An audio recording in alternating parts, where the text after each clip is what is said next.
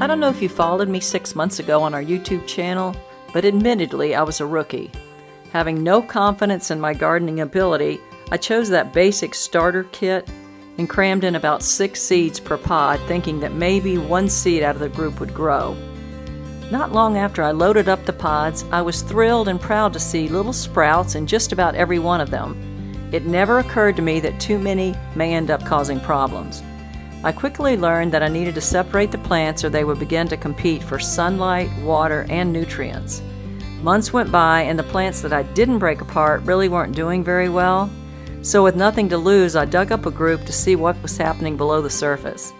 I found that seed pod, the one that was supposed to break down, fully intact, and the roots were crammed together. I broke open the sack, but the roots were so entangled at that point, there was really no way to separate them. Fast forward 6 months, and I'm ready to start my spring seeds indoors.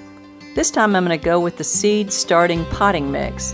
One thing I like about it already is the vermiculite, which makes the soil much lighter. I am going to use those same non-GMO seeds that I used last year, but I'm only going to put 1 seed this time just to see what happens. I'm watering with a spray bottle until I'm able to move them outside.